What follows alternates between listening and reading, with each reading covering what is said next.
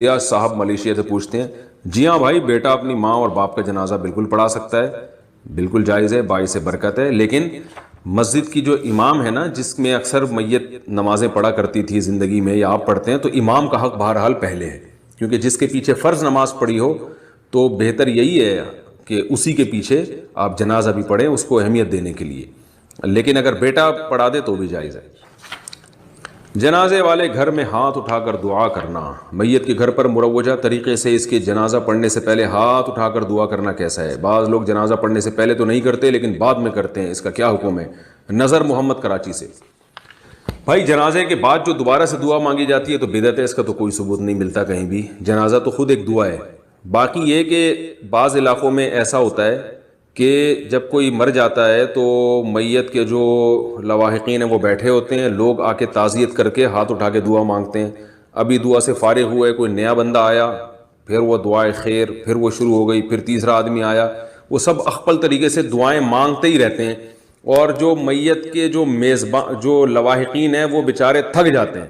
ہم نے خود یہ منظر دیکھا ہے، وہ پھر کوئی آئے گا بولے دعائے خیر، وہ پھر ہاتھ اٹھائی، پھر وہ کچھ دعائیں مغفرت کر کے پھر دوبارہ پھر ایک دم بندہ آ گیا، پھر دعا پھر دعا، تو یہ بدعت عمل ہے، اس کو چھوڑ دینا چاہیے، اس کا کوئی ثبوت نہیں ہے۔ نبی صلی اللہ علیہ وسلم سے جو بات ثابت ہے، جب کسی کے میت ہو جائے تو آپ اس کے گھر جا کے تعزیت کے 3 الفاظ کہیں، اعظم اللہ اجرک واحسن عزاءک وغفر لمیتک، ہاتھ اٹھائے بغیر یہ 3 الفاظ کہیں کہ اللہ آپ کے اجر میں اضافہ کرے جو آپ کو مصیبت پہنچی ہے، اور احسن عزاءک، آپ کو اللہ تسلی دے دے، اس غم پہ اللہ آپ کو صبر کی توفیق دے دے، وغفر لمیتک، اور مرحوم کی مغفرت فرمائے۔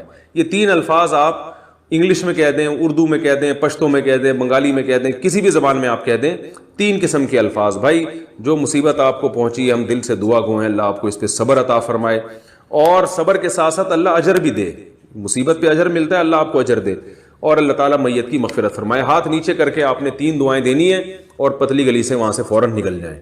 اتنی ٹینشن نہ دیں میت کے لواحقین کو کہ وہ بھی ڈپریشن میں کل اس کا بھی انتقال کا چانس بڑھ جائے، کیونکہ اتنا زیادہ لوگ ٹینشن دیتے ہیں، تمبو لگ جاتا ہے، ٹینٹ لگ جاتا ہے، اور 3 دن تک میت کے لواحقین کو کسی کام کا چھوڑتے ہی نہیں ہیں، اور دھرنا مار کے وہاں تمبو لگا کے نہ بیٹھ جاتے ہیں۔ اس کو فقہاء نے مکروہ لکھا ہے، ناپسندیدہ لکھا ہے۔ رسول اللہ صلی اللہ علیہ وسلم کے دور میں ایسا نہیں ہوتا تھا، وہ پھر جناب وہ کرسیاں لگا کے بیٹھ جاتے ہیں وہاں دھرنا مار کے، وہ فارغ ترین لوگ ہوتے ہیں، بیٹھ گئے، پھر وہ چائے چل رہی ہے، پانی کا دور چل رہا ہے، قہوے چل رہے ہیں، گٹکے چل رہے ہیں، وہ آ رہے ہیں جا رہے ہیں، 3 دن تک میت کے لواحقین کسی کام کے نہیں رہتے۔ تو تسلی کا یہ طریقہ بالکل غلط ہے، بس آئیں 3 الفاظ کہیں اور نکل لیں۔ ہاں جو بہت ہی قریبی رشتہ دار ہوں، جن کے میت کے لواحقین کے ملنے سے واقعی تسلی ہوتی ہو، جیسے بیٹا ہے، بہن ہے، اس طرح کے جو قریبی لوگ ہیں، وہ بے شک میت کے گھر میں قیام بھی کر لیں، رہ بھی لیں وہاں پہ، وہ ٹھیک ہے۔ کیا بیوی کے سابقہ بچے کو اپنی ولدیت دے سکتے ہیں؟ ضیاء صاحب ملیشیا سے پوچھتے ہیں، اگر کوئی شخص کسی طلاق یافتہ یا بیوہ سے نکاح کرے اور اس عورت کا پہلے شوہر سے بچہ بھی ہو، تو یہ مرد نکاح کے بعد اس بچے کو اپنی ولدیت کا نام دے سکتا ہے یا نہیں؟ بالکل نہیں، حرام ہے، قرآن میں صاف طور پہ منع کیا، ادعوہم لآبائہم، کہ جو بچے کا اوریجنل باپ ہے اسی کی طرف بچے کی نسبت کی جائے گی، ولدیت میں سوتیلا باپ اپنا نام بالکل نہیں ڈال سکتا، یہ گناہ کبیرہ ہے۔ قبر پر فاتحہ کے لیے جانا کیسا ہے؟ زوجہ رضوان گجرات سے پوچھتی ہیں، میرے والد صاحب فوت ہو گئے، کیا ان کی قبر پر فاتحہ کے لیے جا سکتی ہوں؟ اللہ تعالیٰ ان کی مغفرت فرمائے آپ کے والد صاحب کی، لیکن ان کی قبر پر آپ فاتحہ کے لیے نہیں جا سکتی 2 وجہ سے۔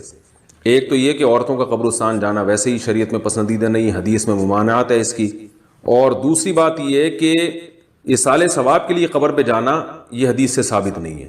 قبرستان جانا یا تو زیارت کی وجہ سے، یعنی آخرت کی یاد تازہ کرنے کے لیے، جیسے کہ حدیث میں آتا ہے فزوروها فإنها تذکر الآخرہ، قبرستان جایا کرو، اس سے آخرت کی یاد تازہ ہوتی ہے، یا اس لیے قبر پہ جایا جاتا ہے کہ صاحب قبر سے محبت ہوتی ہے، جیسے رسول اللہ صلی اللہ علیہ وسلم اپنی والدہ کی قبر کی زیارت کے لیے گئے، کیونکہ والدہ سے محبت تھی تو اس کا تقاضا یہ تھا ان کی قبر کی زیارت کی جائے، جیسے ہم نبی صلی اللہ علیہ وسلم کے روضہ اطہر پہ جاتے ہیں۔ تو محبت کی وجہ سے یا تو قبر پہ جایا جاتا ہے یا آخرت کو یاد کرنے کے لیے۔ فاتحہ پڑھنے کے لیے قبر پہ نہیں جایا جاتا، کیونکہ عبادت جو ہے نا وہ مسجد میں یا گھر میں۔ ہاں قبر پہ آپ چلے گئے ویسے ہی زیارت کے لیے، تو وہاں فضول باتوں کی بجائے آپ نے میت کے لیے دعا کر لی، یا سورہ فاتحہ پڑھ لی، فاتحہ پڑھ کے دعا کر لی، یا سورہ اخلاص پڑھ کے دعا کر لی، یا کچھ بھی پڑھ کے دعا کر لی، تو وہ جائز ہے۔ یعنی جا کے فاتحہ پڑھنا ایک الگ چیز ہے، فاتحہ پڑھنے کے لیے اسپیشلی جانا یہ ایک الگ چیز ہے، تو دونوں میں فرق کرنا چاہیے. میت کے لیے کہیں بھی بیٹھ کے دعا کریں گے فائدہ ہوگا میت کو، اس کے لیے قبر پہ جانا ضروری نہیں ہے. والد کی وفات کے بعد روزانہ قبرستان جانا. میرے والد کو کے انتقال کو 8 مہینے ہو گئے ہیں. میں روزانہ قبرستان جاتا ہوں، وہاں جا کر سورہ یاسین وغیرہ پڑھتا ہوں. تو کیا روزانہ وہاں جانا بدعت ہے؟ بہت سے لوگ اس سے روکتے بھی ہیں. یونس صاحب انڈیا سے. دیکھیں سورہ یاسین پڑھنے کے لیے جانا تو بدعت ہے. سورہ یاسین تو کہیں سے بھی پڑھی جا سکتی ہے، یہاں بھی پڑھی جا سکتی ہے، وہاں بھی پڑھی جا سکتی ہے. آپ اگر صرف زیارت کے لیے جاتے ہیں تو 2 زیارتیں ہو سکتی ہیں. ایک تو قبرستان کی زیارت کے لیے جانا، وہ تو نبی صلی اللہ علیہ وسلم نے حکم دیا، فرمایا زورها فإنها تذکر الآخرہ، قبرستان کی زیارت کیا کرو، اس سے آخرت کی یاد تازہ ہوتی ہے. تو جتنی زیادہ زیارت کریں آپ، روزانہ جائیں، روزانہ آخرت قبر کو یاد کرنے کے لیے تو روز جانا بھی فضیلت ہے. اس میں کوئی ممانعت کی کوئی دلیل نہیں، کیونکہ جب نبی نے حکم دے دیا تو ہر آدمی اپنی استطاعت کے بقدر جا سکتا ہے. دوسرا مسئلہ ہے اسپیشل والد کی قبر کے لیے جانا. تو اس کا بھی حدیث سے ہمیں ثبوت ملتا ہے. نبی صلی اللہ علیہ وسلم نے اللہ سے اجازت مانگی کہ اپنی والدہ کی قبر کی آپ کو اجازت دی جائے ان کی زیارت کی، تو اللہ نے اجازت دے دی. تو والدہ سے محبت تھی، اسی وجہ سے رسول اللہ صلی اللہ علیہ وسلم اپنی والدہ کی قبر کی زیارت کے لیے گئے. تو انسان کو جس سے محبت ہوتی ہے ظاہر ہے اس کی ہر چیز سے محبت ہوتی ہے. تو والد سے اگر آپ کو محبت ہے تو ان کی قبر کی زیارت کا دل چاہتا ہے انسان کا، میں جا کے اپنے والد کی قبر کی زیارت کروں.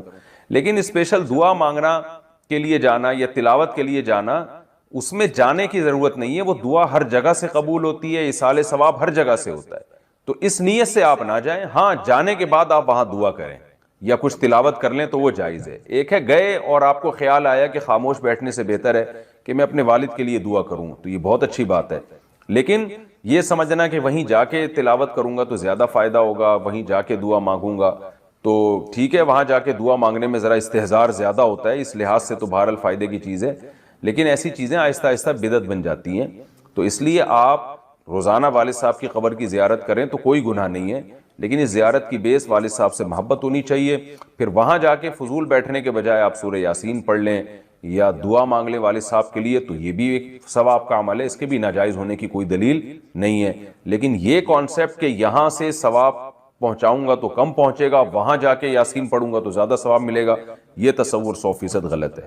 میں یہ عرض کر رہا تھا کہ جو ضروری سوالات ہیں قبر میں، جن سوالات کا جواب دینا ہے، آج پبلک ان سوالات کی تیاری، وہ جو ہماری ذات سے متعلق سوال ہوں گے. ہم سے یہ سوال نہیں ہوگا کہ یزید کیسا آدمی تھا، فاسق تھا یا اچھا تھا. ہاں ہم سے اہل بیت کی محبت کا سوال ہوگا کہ رسول اللہ صلی اللہ علیہ وسلم کے جو خاندان کے لوگ ہیں ان سے محبت تھی یا نہیں تھی. یہ تو ضروری چیز ہے، جس سے انسان کو محبت ہوتی ہے اس کے اہل و عیال سے بھی محبت. تو حضرت حسین سے ہم کیا کرتے ہیں؟ محبت کرتے ہیں. حضرت حسن سے بھی. باقی یزید ہماری زندگی سے اس کا کوئی تعلق نہیں ہے، اس کے بارے میں خاموش رہو، کیا ضرورت. اسی طرح اور بہت ساری چیزیں جو فالتو لوگوں نے بنا کے پورے اس پہ فرقے کھڑے ہو چکے ہیں ان چیزوں پہ. تو پھر سوال ہوگا دوسرا، حقوق اللہ میں سب سے پہلے کس چیز کا سوال ہوگا بھائی؟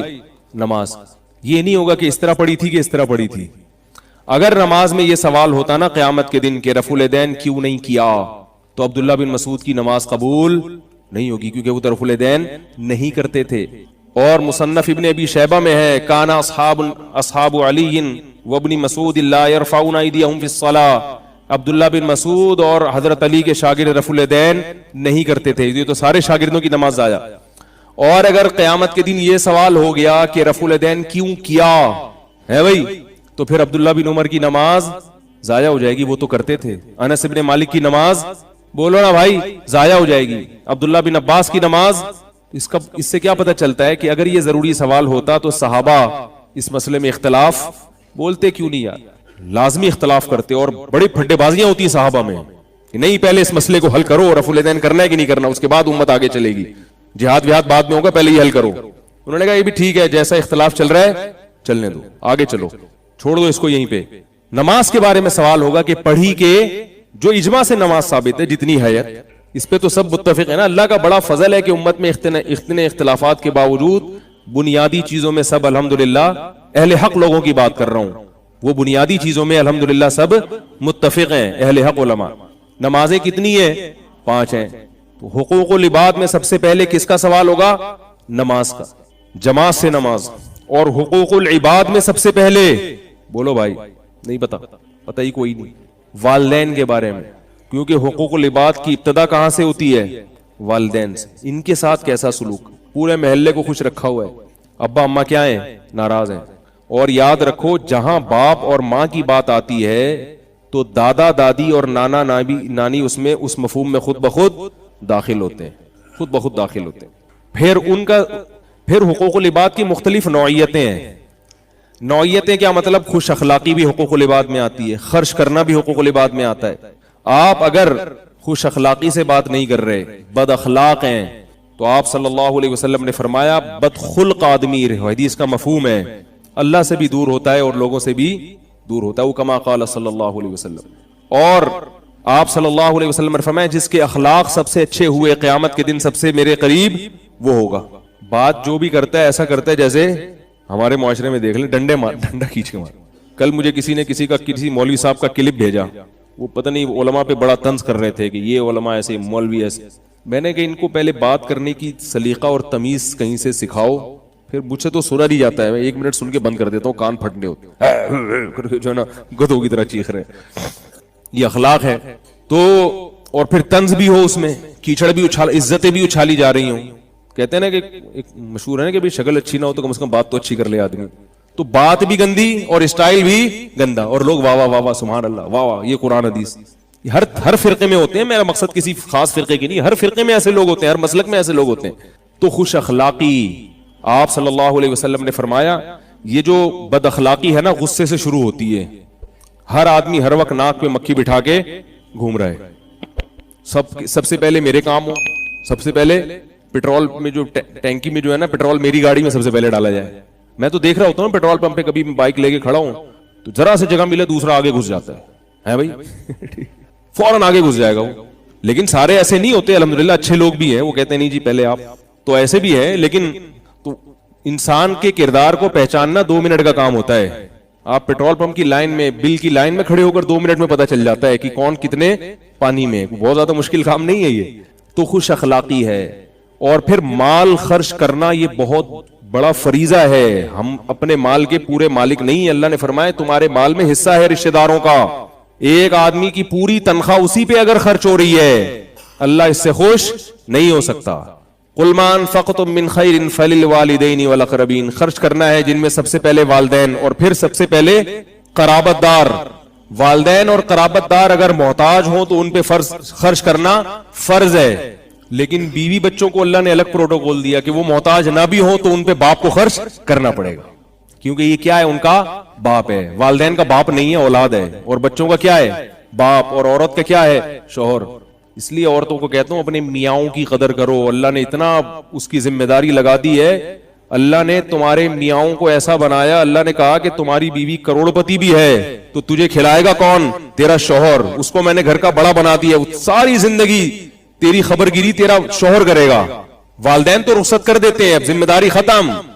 پوری زندگی کی ٹینشن کون اٹھاتا ہے؟